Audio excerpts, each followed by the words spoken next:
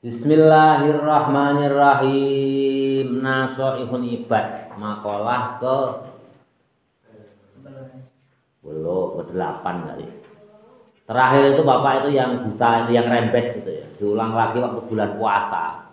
Bulan puasa itu kan Bapak pernah cerita kalau puasa itu kalau nggak wajib itu ya Bapak nggak pernah mengerjakan.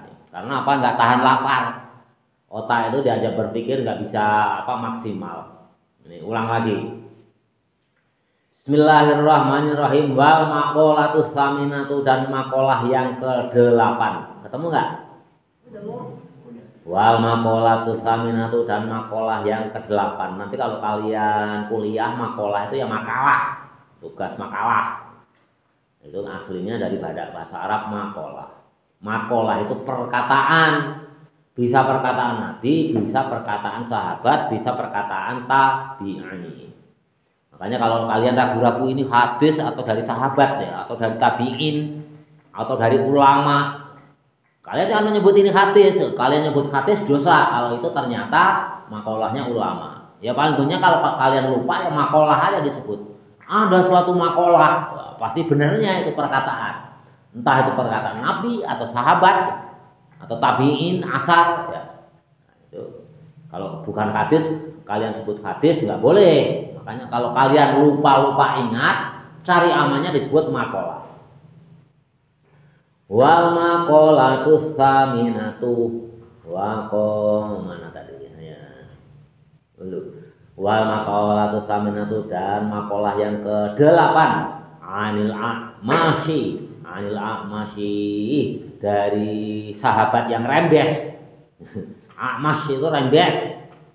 Rembes itu ya tahu kan rembes? Matanya itu ada penyakit ada air mata, ada airan terus itu, ada cilehan, itu rembes.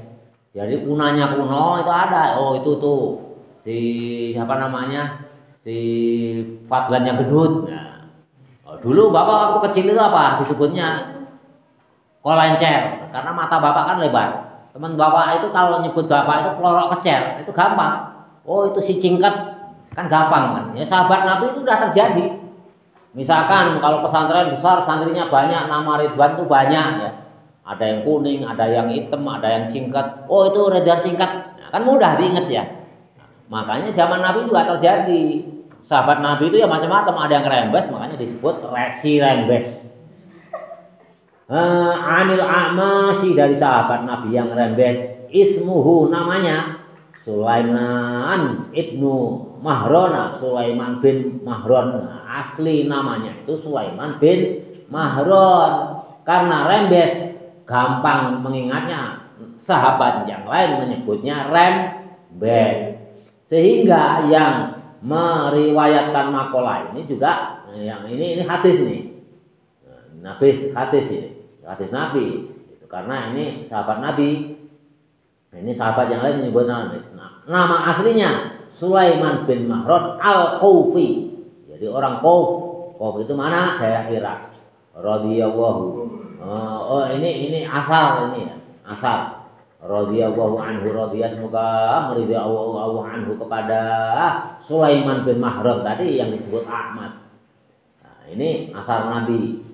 Anil A'mas ini karena dari A'mas ya. Asal dari sahabat. Perkataan sahabat bukan Nabi. Sahabat A'mas berkata, man, orang, kana yang ada, mangkana barang siapa yang ada, roksu malihi, modal hartanya di dunia, roksu malihi, modal hartanya di dunia, at-taqwa, kalat. Jadi kalau orang kehidupan di dunianya ini modalnya takwa, tahu ya, modalnya kehidupan di harta di dunia ini, itu maksudnya modal kehidupan di dunia ini disandarkan kepada takwa. Itu maksudnya roksu malihi, mangkana barang siapa ada roksu malihi, modalnya hartanya di dunia, at-taqwa adalah takwa, kalat maka sulit. Kalat itu asli artinya itu mintul ya. Kalau pisau mintul itu kalat. Kalat itu aslinya mintul, tapi ya sulit atau sengsara ya. kalat maka sulit al sunu beberapa lesannya an wasfi an wasfi dari menyifati ribahi dinihi keuntungan agamanya wa mangkana dan barang siapa ra'su malihi modal hartanya barang siapa modal hartanya ad-dunya dunia jadi kehidupan di dunia ini pokoknya disandarkan kepada dunia aja kalat maka akan sulit alsanu lesannya anwal asfi khusroni dari menghitung kerugiannya dinihi agamanya. Jadi kalau makanya ini dua-dua ini kan bab sanaiyati ya bab dua-dua ya dua.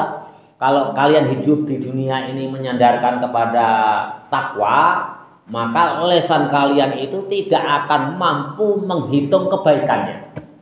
Jelas? Bapak ngajar di sini itu disandarkan kepada takwa, bukan kepada dunia. Maka lesan Bapak ini tidak akan mampu menghitung pahala Bapak. Jelas ya? Dari persiapan, niatnya udah dapat pahala. Ya. Pakai sendalnya udah dapat pahala, pakai bajunya udah dapat pahala, sisirannya dapat pahala, makan minum dalam rangka persiapan pergi ke sini dapat pahala, di jalan dapat pahala. Sulit kita ngitung, nggak akan mampu. Kalau kita sandarkan kepada kehidupan di dunia. Tapi sebaliknya, kalau kehidupan Bapak yang dilaksanakan itu kita sandarkan modal hartanya, ya, modal kehidupan itu kita sandarkan ke dunia. Bapak itu nggak akan selesai menghitung ruginya. Bapak itu rugi ngajar di sini, nggak dapat gaji, capek, habisan bensin, habisan oli, wah harus menyiapkan rugi, wah kita capek, rugi aja lah kalau kita sandarkan kepada kehidupan dunia. Tapi kalau kita dasarnya takwa loh, pahala, kita nggak akan mampu menghitung. Kalat kita tidak akan mampu menghitung. Lesan kita itu nggak akan mampu menghitung pahalanya. Pahalanya banyak sekali. Apalagi kalau membaca satu huruf berapa waktu itu di hadis? 10. Nah, nanti lipatannya 100, 700. Berapa huruf yang Bapak baca hari ini? Ada 1000 lebih ya. Nggak akan mampu lesan Bapak ini kalau disandarkan ke takwa. Lisan Bapak tidak akan mampu menghitung pahala yang Bapak kerjakan pada hari ini. Mulai dari niat, pakai sendal, wudhu di rumah, mandi, itu pahala semua nggak mampu. Apalagi huruf, coba dihitung berapa huruf tadi, ya nggak akan mampu. Tapi kalau kita sandarkan kehidupan kita di dunia, kita juga nggak akan mampu menghitung kerugian. Adanya rugi terus. Baru keluar bensin sedikit udah ngeluh rugi, tenaganya, energinya, makannya, wah rugi saya banyak. Jelas ya? Itu kalau makanya hanya dua-dua ini. Makanya bab ini bab yang dua-dua. Kalau sandarkan ke takwa juga lisan kita tidak akan mampu menghitung untungnya kita nanti di akhirat. Artinya apa? Pahalanya, balasan dari Allah. Tapi kalau kita sandarkan modal kehidupan kita itu, kita sandarkan ke dunia semata, kita juga tidak akan mampu menghitung kejelekan kita sampai nanti di akhirat. Ya pokoknya udah jalan kepanasan, kegerimisan ini itu. Wah, dihitung banyaklah rugi kita karena ngajar ya. Sama kalian dari rumah itu kalau disandarkan ke takwa, kalian nggak akan mampu ya lesan kalian itu menghitung pahalanya. Dari mulai menerima WA-nya Ustadz Jupri ya, terus berpikir menyiapkan apa, udah itu pahala terus. Sampai berangkat ke sini menyiapkan apa ongkosnya, biayanya, ngajinya, pahala semua. Kalian nggak akan bisa ngitung. Balasannya nanti di akhirat. Tapi kalau kalian modal kalian hidup di dunia ini sandarkan kehidupan dunia, kalian juga nggak akan mampu menghitung kerugian kalian. Nanti juga akan dibalas di akhirat. Kalau sandarkan dunia nggak ikhlas ya berarti kalian akan mendapatkan balasannya yang setimpal di akhirat. Apa? Ya siksa dari Allah. Kalian niatnya nggak bener ya. Nggak kerugian kalian nggak bisa ngitung juga kalian. Jelas ya. Itu kata siapa? kata sahabat Nabi yang namanya A'mas atau nama aslinya itu Sulaiman bin Mahron.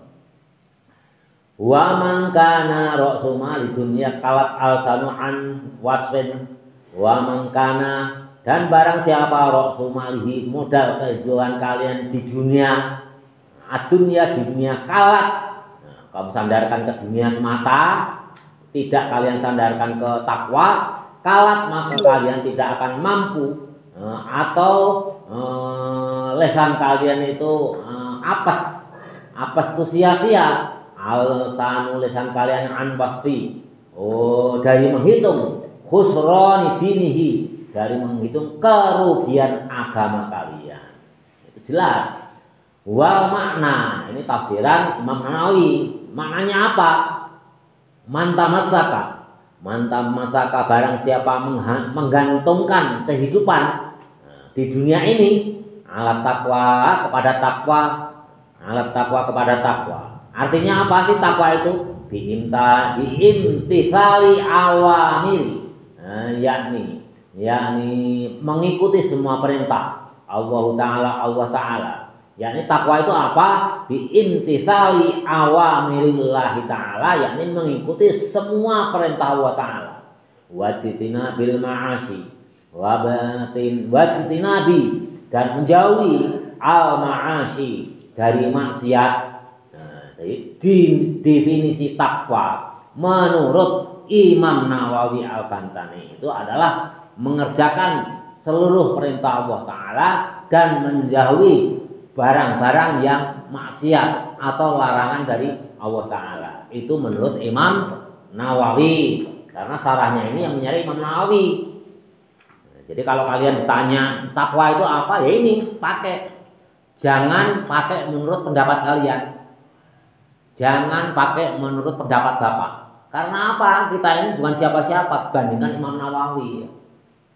Imam Nawawi itu apa namanya? Sayyidus Syekh. Ya. Gurunya guru Mekah, Madinah, Hadramaut sampai Mesir, Maroko. Semuanya menganggap bahwa Imam Nawawi itu guru beliau. Saking alimnya. Makanya kalau kita berpendapat ya sandarkanlah kepada orang alim. Pasti kamu mendapat ridha Allah, tidak akan mendapatkan dosa. Jangan kalian sandarkan kepada pendapat pribadi kalian. Walaupun kalian nanti pinter. Nah, kalau pendapat kalian salah, masuk neraka dapat siksa. Tapi kalau kalian sandarkan kepada orang alim, walaupun pendapat itu salah, kesalahan kita itu ada yang menanggung. Ya, yang menanggung siapa? Ya Imam Nawawi. Takwa itu apa sih? Yakni melaksanakan semua perintah Allah, menjauhi dari semua barang yang bersifat maksiat. Letter bahasanya bagaimana? Menurut Imam Nawawi, takwa itu adalah biimtisali awamirillahi ta'ala wajtinabil ma'asi bi anna asasa, karena sesungguhnya dasarnya orang af'aluhu, yang mengerjakan orang bimuwafaqati, ya harus yang sesuai asyari, dengan hukum syara. Jadi dasar yang kita kerjakan itu dasarnya kembalinya kepada hukum syara. Hukum syara itu apa ya? Kitab-kitab yang sudah kita baca, yang sudah kita dengarkan ini bersandar kepada ulama. Ulama itu pasti bersandar kepada asar tabi'in, asar sahabat, hadis Nabi, Quran. Ya. Nah, tadi apa? Ya istihad, qiyas. Tanya. Ada orang yang berpendapat qiyas itu nggak perlu. Ya. Menurut saya perlu. Karena kalau kita nggak butuh qiyas itu menghukumi sesuatu karena nggak ada hukumnya ya. Menghukumi sesuatu yang tidak ada hukumnya diserupakan dengan hukum yang lain. Misalkan di Quran ada wala taqul lahuma uffin. Pernah? Wala taqul lahuma uffin wala tanharhuma wa qul lahuma qaulan karima. Kan gitu ya? Kalau nggak salah. Kamu itu nggak boleh berkata kepada ibumu, kepada orang tuamu aja nggak boleh. Wah, di Quran itu hanya yang dilarang. Berarti nempeleng boleh. Bener nggak? Salah itu harus dikiaskan, namanya kias aulawi. Berkata, membentak aja nggak boleh, apalagi nempeleng. Ya, itu namanya kias. Ada juga kias perintah untuk membayar zakat. Zaman Nabi zakatnya apa? Korma, gandum, kita kan nggak ada. Kita kiaskan korma gandum itu kepada beras. Ya kalau nggak kita kiaskan, kita nggak bisa dong. Masa harus jauh beli ke mana-mana, ke negara Arab? Nggak akan cukup kalau semua rakyat Indonesia yang beragama Islam itu fitrahnya, zakatnya itu dengan korma. Toh seandainya cukup pun menghabiskan biaya, Indonesia bisa bangkrut. Ya, setiap saat harus beli korma yang sebanyak untuk fitrah. Makanya harus dikiaskan. Kiasnya apa? Ya kiasnya yang penting pada makanan pokok. Karena apa? Gandum, korma itu makanan pokok orang Arab. Makanan pokok orang Indonesia tentunya apa? Beras. Kalau orang Madura dulu apa? Jagung. Nggak tahu sekarang masih jagung atau udah berubah menjadi beras, kita nggak tahu kan. Kepada makanan pokok di daerah setempat. Kalau orang Papua apa? Sagu. Ya suruh apa fitrah beras, nggak ada pegunungan itu yang nanam beras itu. Nggak tumbuh di sana. Karena apa? Air pegunungan itu miring gitu ya habis terus. Toh seandainya bisa ditanamin beras itu padi gogo namanya. Di tanah daratan yang kering menghasilkan sedikit sekali. Makanya kias itu harus ada. Bismillahirrahmanirrahim. Maka landasan hidup di dunia itu harus kepada hukum syar'i, yakni bimuwafaqati syar'i, yang sesuai dengan hukum syarak. Falahu, maka pada seseorang hasanatun, kebaikan, banyak kebaikan, hasanatun, kebaikan katsiratun yang banyak, la tuhsa yang tidak bisa dihitung. Kalau kalian sudah menyandarkan segala sesuatu tingkah kalian kepada syarak, hukum syarak, maka bagi kalian itu adalah kebaikan yang banyak. Ini menurut Imam Ahmad. Wa man tamassaka, dan barang siapa menggantungkan ala umuri, atas sesuatu perkara, mukhalifatin, yang menyelisih. Kalau tadi kan harus disesuaikan kan. Yang kedua ini menyelisih li syar'i, terhadap hukum agama, hukum syarak. Falahu, maka kepada orang yang menyelisih hukum syarak tadi, sayyi'atun, kejelekan, katsiratun yang banyak, ajajat yang membuat kalian, lemah, al-sunu, banyak lesan, an dzikri zalika, dari menyebut yang demikian itu, bil adadi, dengan menghitung. Jadi kalau kalian dasarnya agama ya akan mendapatkan tadi udah Bapak jelaskan kebaikan yang kita tidak mampu menghitung. Coba ada contohnya Bapak. Landasannya takwa, wudunya, menyiapkan kitabnya, matla'ahnya, itu pahalanya udah banyak sekali. Apalagi kalau kita hitung hurufnya, satu huruf 10 aja lah, nggak usah 70 atau 700. Udah berapa ratus ribu. Makanya yang paling banyak pahalanya itu yang ngajar. Nggak ada tandingannya. Mau kalian tandingkan dengan surat tahajud semalam suntuk 1000 rakaat, nggak ada apa-apanya. Karena apa? Kita kembalikan kepada hadis, khairun nas anfa'uhum linnas. Sebaik-baik manusia itu yang memberikan manfaat kepada orang lain. Tahajud untuk dirinya sendiri, ya. Puasa untuk dirinya sendiri, sholat untuk dirinya sendiri. Tapi kalau ngaji untuk banyak orang. Kalian punya anak didik lagi, itu nanti ditanya oleh malaikat, Fahrul Razi, kamu bisa ngaji Nasihatul Ulama dari mana? Daripada Pak Fakih. Nanti anaknya tanya, kamu dari siapa? Dari bapak. Cucunya dari bapak. Diurut terus ujung-ujungnya ke Pak Fakih. Yang dapat pahalanya siapa? Ya Pak Fakih. Ya, jadi ngajar itu ya nggak ada tandingannya. Makanya Nabi suatu malam keluar dari rumahnya. Ada 2 tempat pengajian itu. Yang satu ahli zikir, ahli doa. Yang satu ahli pengajaran hukum. Nabi milih mana? Nabi milih kepada yang mengajarkan hukum-hukum agama Islam. Ya kalau doa, zikir itu untuk diri sendiri. Zikir sampai 1000 sekian, wah 3000 sekian untuk diri sendiri. Kalau mengajar itu untuk orang lain. Jelas ya? Jadi nggak bisa menghitung Bapak juga. Makanya Bapak tertarik.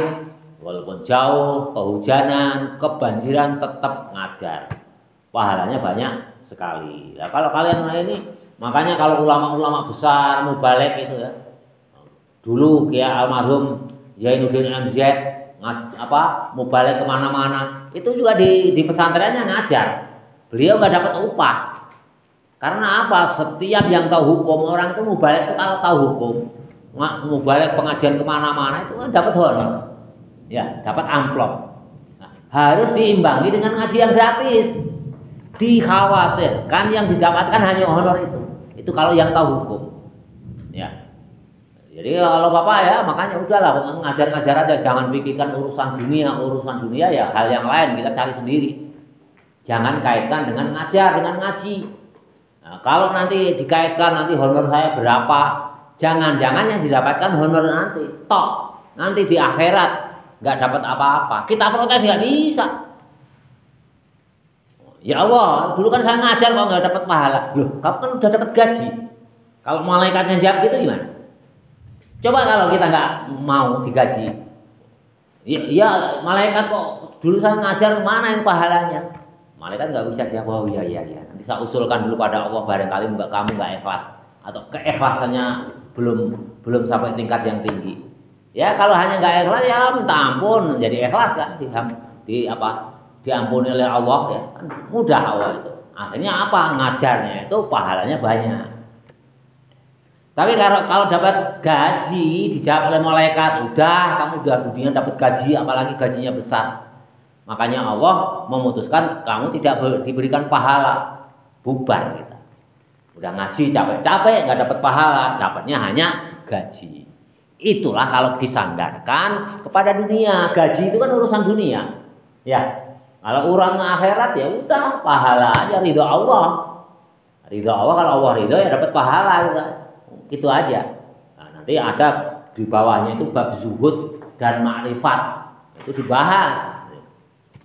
Jelas ya. Bismillahirrahmanirrahim. Makanya sandarkan urusan kamu itu ke agama. Di taklim dijelaskan, cari ilmu itu hanya 2 tujuannya.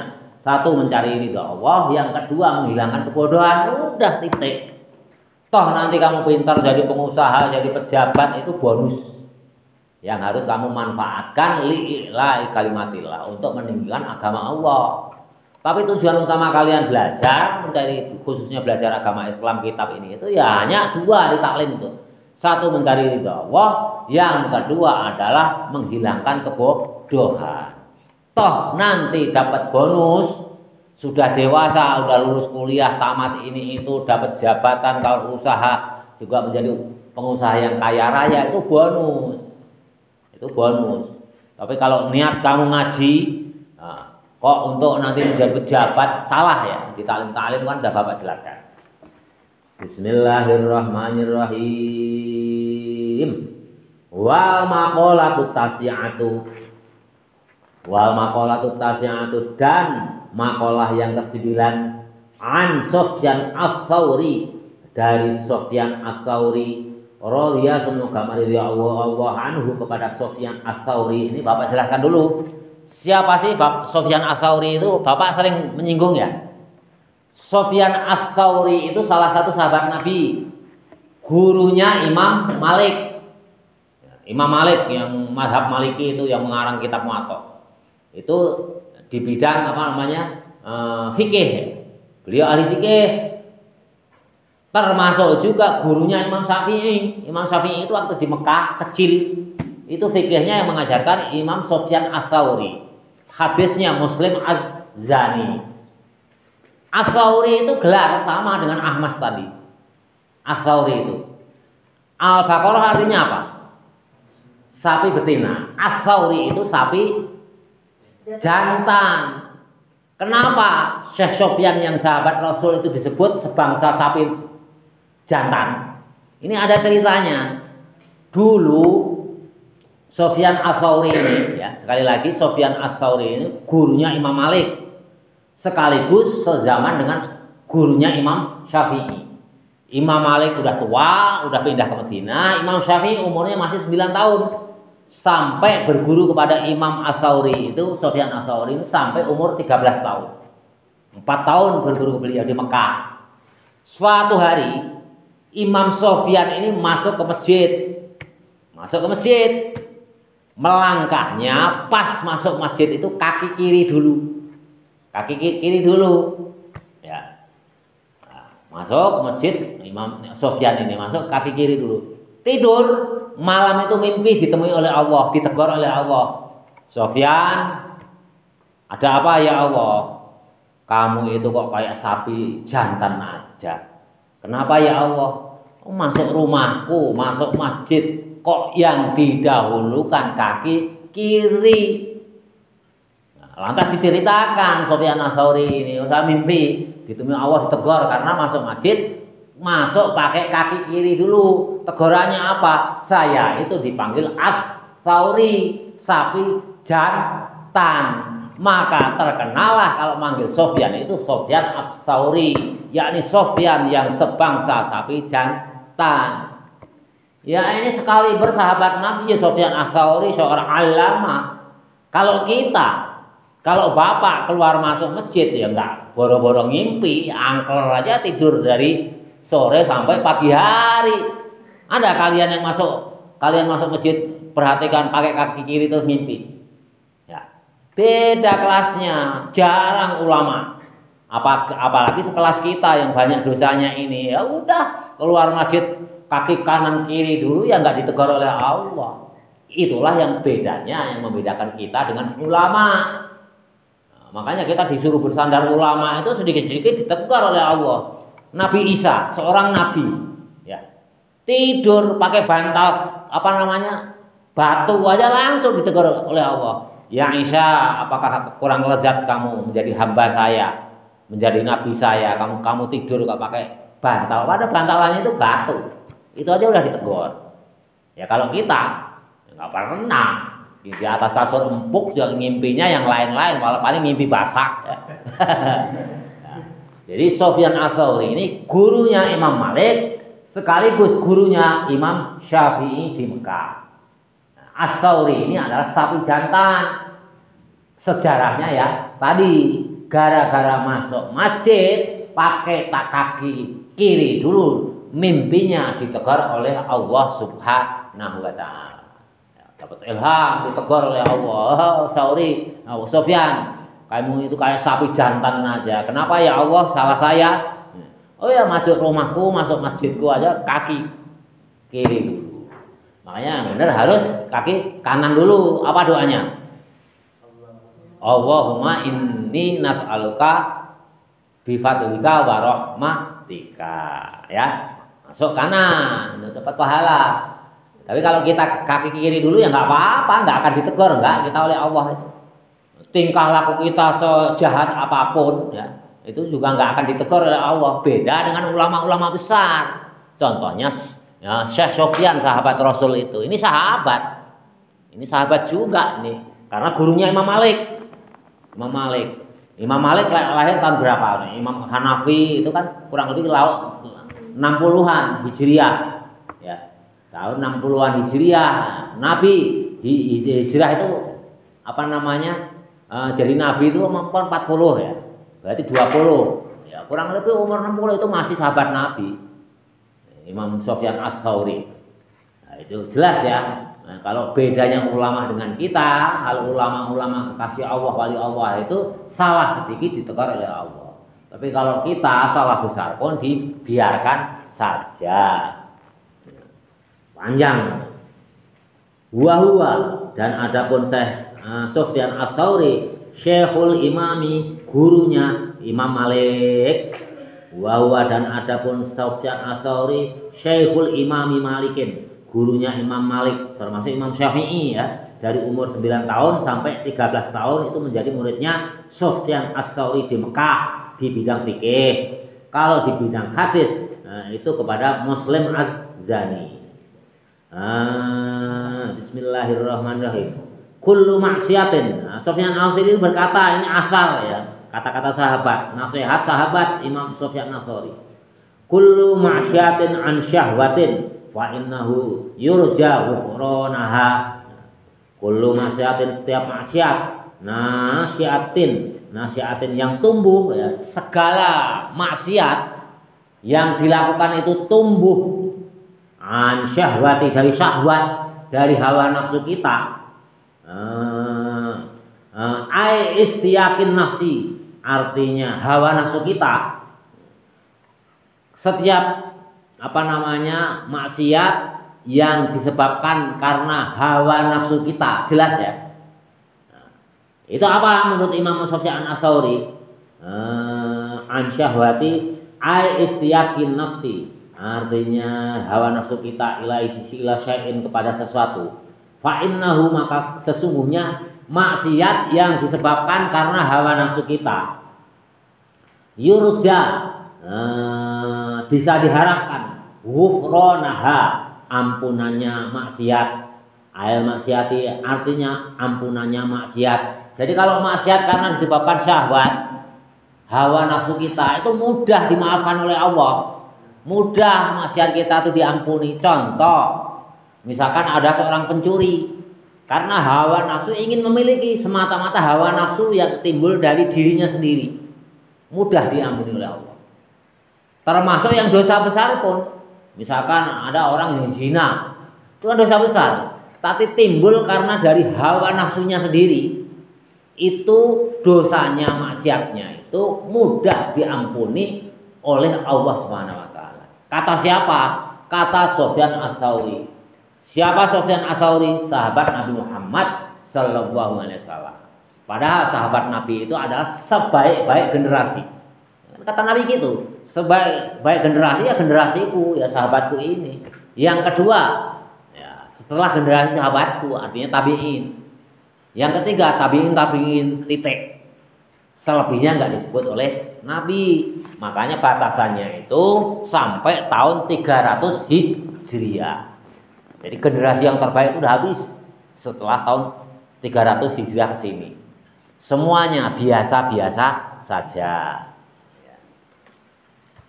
Jadi mudah. Jadi kalau timbul karena hawa nafsu itu mudah. Nabi Adam makan buah khuldi, itu ya timbul karena Nabi itu ingin, karena rayuan iblis yang maut itu, sehingga hawa nafsu Nabi Adam itu ingin mencicipi buah khuldi itu kayak apa.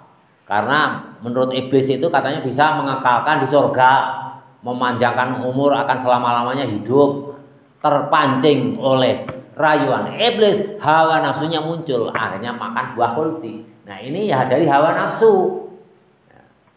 Berikutnya, itu mudah diampuni oleh Allah. Ya sarannya tobat, istighfar. Kalau dosa besar ya tobat. Mencuri, membunuh orang ya tobat. Ya membunuh orang tobat. Seperti yang Sunan 99 itu, di hadis apa itu waktu itu? Yang membunuh sampai 99 orang, genep 100. Tobat aja belum pernah melaksanakan amal perbuatan baik udah masuk surga ya. Pernah ya waktu itu kita baca ya. Nah, itu membunuh mudah, asal tobat ya udah. Bismillahirrahmanirrahim. Jadi mudah. Fa innahu yurja ghufranaha. Fa innahu, maka sesungguhnya orang yang berbuat maksiat yang dilandasi hawa nafsu, yurja, mudah diharapkan ghufranaha, ampunannya maksiat itu. Ail maksiati, artinya ampunan maksiat. Wa kullu maksiatin, dan setiap maksiat, perbuatan maksiat, nasaan yang tumbuh ngan kibrin, ini yang bahaya, dari kibir, dari sombong.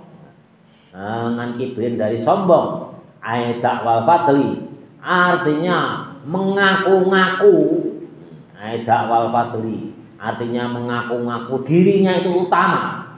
Fa innahu, maka sesungguhnya orang yang berbuat maksiat tumbuh karena sombong, mengaku dirinya itu paling utama, paling pandai, paling kaya, paling pintar ya. Itu kan sombong itu ya. Gitu. Dakwah fadli. Fa innahu maka dunia orang yang berbuat maksiat karena sombong, la yurja tidak bisa diharapkan ghufranaha ampunan perbuatan maksiat. Jadi kalau kalian berbuat maksiat karena sombong itu enggak bisa diharapkan ampunannya dari Allah. Jelas ya? Contohnya siapa? Iblis. Nabi Adam mudah diampuni oleh Allah. Tapi iblis itu apa? Iblis itu sebelum ada malaikat, sebelum ada manusia yang namanya Adam, itu sudah ada 40.000 tahun penghuni di surga sana. Jadi sebelum ada malaikat itu iblis sudah ada. Dia menjadi rajanya raja, raja di surga. Selama berapa lama? 40.000 tahun. Temuannya semuanya iblis temennya itu. Ada rajanya satu. Malaikat belum ada. Setelah itu Allah menciptakan malaikat. Menciptakan malaikat, jadi ada iblis, ada malaikat. Jadi duluan mana malaikat sama iblis? Duluan iblis. Pak Fakih tahunya dari mana? Dari hadis. Ada hadisnya, sahih lagi, ya. Ada. Nanti kalau di kitab yang lain bisa, gitu, ya. Karena Bapak nggak hafal apa. Tapi tempatnya ada. Di mana, di kitab apa, tahu Bapak.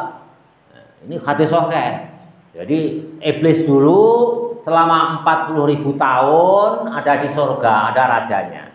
Setelah itu Allah menciptakan malaikat selama 40.000 tahun menemani iblis di surga.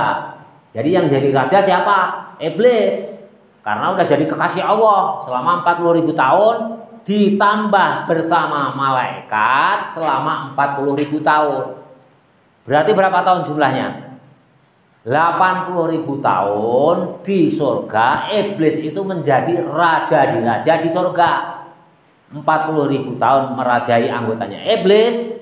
40.000 tahun kemudian ditambah itu anak buahnya itu malaikat. Jadi dulu itu malaikat itu anak buahnya iblis selama 40.000 tahun.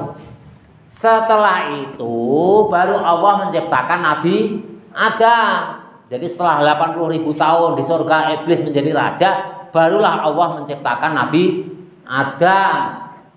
Diciptakan dari apa?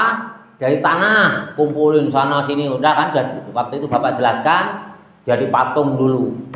Patung dulu itu nggak langsung diberikan nyawa kan oleh Allah. Jadi patung, boneka kan ditafsir kan istilahnya boneka ya. Nah, boneka Adam yang belum ditiupkan roh oleh Allah itu dipakai mainan oleh iblis. Dipegang-pegang gitu di hadis itu. Ini apa ya? Ini Allah itu mau ciptakan apa? Tung tung tung tung. Nah, kosong bonekanya itu. Berbunyi itu kayak kendang. Tung tung tung tung tung tung dipegang-pegang wajahnya. Terakhir dipegang pas bagian perut. Tung tung tung. Nah, suaranya makin paling kenceng kan. Ini apa? Nah, didudul di perutnya itu. Akhirnya apa? Boneka Adam yang masih berupa tanah itu toblos pas perut itu. Dul itu bolong ke bawah. Sehingga jadilah udel atau pusar atau mata perut. Itu gara-gara iblis. Jadi bonekanya Nabi Adam itu pakai mainan, dicolok-colok itu tembus, jadilah bujar. Itu ada sejarahnya. Ini ada hadis sahih ini ya. Bukan karangan Bapak, bukan karangan ulama. Nah, makanya kalau ada dulu di istilah santri di Jawa, kalau ada anak nakal, itu pasti orang tua atau orang yang menjemput, dasar anak nggak punya udel, dasar anak nggak punya pusar, dasar anak nggak punya bujal, gitu ngomonginnya. Yang nggak punya bujal itu karena apa? Gara-gara bujal itu gara-gara patungnya Nabi Adam sebelum ditiupkan roh itu dipakai mainan iblis. Makanya yang nggak punya bujal, yang bandel itu temennya iblis. Nggak disebutnya nggak punya usar. Jelas ya, menarik ini ya. Itu jelas. Ya itu. Nah, setelah itu diciptakan Nabi Adam. Nah, di mana di kitab di surat Al-Baqarah itu disuruh sujud semua kan? Malaikat iblis disuruh sujud. Fasajadu ali adama illa iblis aba was takbar. Sujudlah semua malaikat kecuali iblis. Karena apa? Sombong. Saya itu di surga udah menjadi raja selama 80.000 tahun. Tuh rakyatku iblis itu 40.000 tahun ditambah malaikat, para malaikat menjadi rakyatku selama 40.000 tahun. Kok tiba-tiba Allah menciptakan yang kayak gini? Nabi Adam setelah diciptakan roh, saya suruh menyembah. Nggak mau saya. Kalau disuruh yang lain maulah. Tapi kalau suruh menyembah Nabi Adam, saya nggak mau. Karena derajat saya itu lebih tinggi dari Adam. Adam dari tanah dan baru lahir. Sedangkan saya sudah menjadi raja selama 80.000 tahun. Karena apa? Kesombongan iblis inilah makanya Imam Sufyan Ats-Tsauri ini menasihatkan kepada kita semua.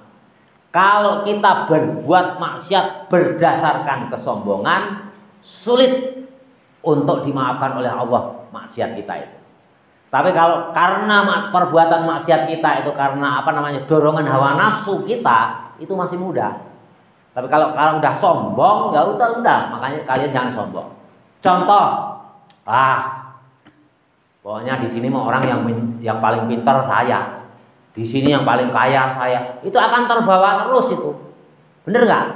Wah terus ke bawah, selama belum tobat. Nah, tapi dia sulit, di sini disebutkan sulit untuk diampuni oleh Allah, sehingga tobatnya pun kalau sakit sombong itu sangat sulit. Jelas ya? Yang kedua apa? Hasud. Penyakit hasud itu juga sulit. Karena apa? Karena Qabil dan Habil membunuh itu karena hasud. Jadi dosanya punanya kuno, ya, dosa itu yang paling berat adalah sombong, yang kedua adalah hasud. Itu sangat sulit untuk dimaafkan perbuatan maksiat kita. Tapi karena syahwat kita, nafsu kita, sebesar apapun perbuatan maksiat kita itu, kata Sufyan Ats-Tsauri, masih mudah untuk diampuni oleh Allah Subhanahu wa taala. Jelas ya? Nah, jadi jelas. Jadi kalian itu hindari kibir, hasud itu hindari semaksimal mungkin karena sulit. Bismillahirrahmanirrahim. Fa innahu, maka sesungguhnya berbuat maksiat yang dilandasi kibir atau sombong, la yurja, tidak bisa diharapkan ghufranaha, ampunannya perbuatan maksiat tersebut. Li anna maksiata iblisa, karena sesungguhnya maksiatnya iblis, karena ada asluha